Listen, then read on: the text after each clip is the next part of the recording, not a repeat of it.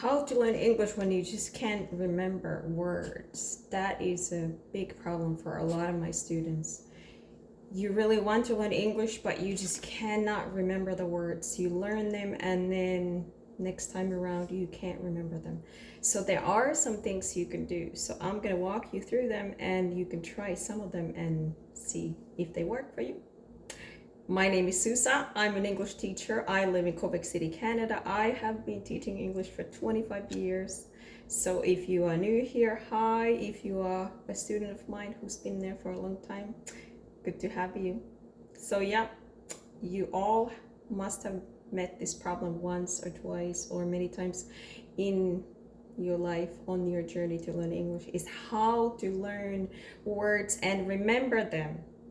So tip number one that I have for you today is describe around the word. Sometimes it is true, you can't remember the precise word, but you can try and describe around it, and then maybe the people will be able to help you, or at least you get your point across.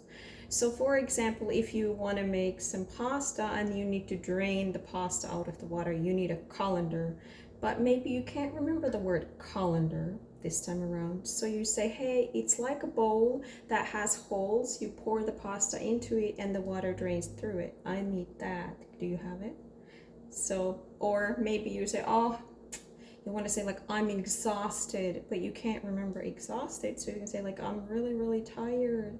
I've worked all day. So that's why I can't come to the event today. So then next time around you might remember exhausted, but this time around you just explained around it. So explain around it. Don't be scared to not have the exact word. Work with what you've got and see how really it ends up working anyways, and builds up your confidence and just gets you out of that fear of having to be perfect.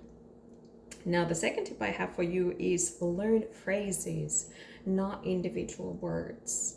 So instead of going through lists of words like throw out, come in, get along, so you can make phrases, sentences like I throw out garbage, or I get along with my coworkers. So you remember like, oh, I get along with my coworkers. So you remember like, I have good relations with them. We have fun together. We don't fight.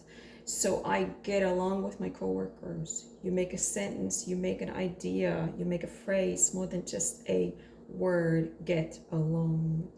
Or maybe throw out. So like, okay, every Tuesday I throw out the garbage. I don't like people who throw out the garbage whenever. You should throw out the garbage when it is the day to throw it out. So you will remember the word more from the context and the phrase than individual word. That can really help you. So more going with ideas, because our brains like broader ideas, not individualized information. So that's another tip, focusing on the idea of what that word explains. I throw out garbage, or I get along with my coworkers. So you remember that means that we have good relations. Okay. The third tip I have for you is connect words to images or actions. We use this a lot with children. So we'll go like high and low. So a lot of adults don't really like that, but sometimes it might be a good thing, especially if you are that kind of a learner that likes to kind of move around a little bit. So you can imagine like a bird soaring. So you're like soaring, so going up in the air and gaining that space and height. So you can just like soar. So you can try it out at home. Or maybe like you're like, okay, that's really tiny.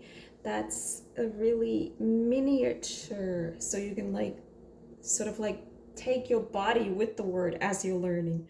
Tiny things, or soar like an eagle. Right, the tiny plane soars like an eagle. Anyway, So yeah, so you're going like with actions, and also you can go with images. So if you think of a word like amazed, so you can think of like a concert with music and fireworks and whoa, amazed. So you remember that feeling of like whoa, amazed. Or maybe something negative like disappointed. It's like point, disappointed. So you really try to remember that image of the word more than just the word in itself. So that can be a good thing to help. So then the fourth tip I have for you is spaced repetition. So whether we like it or not, our brains love repetition. We don't love it. None of my students really love it. I don't love it, but we should repeat more than we feel comfortable.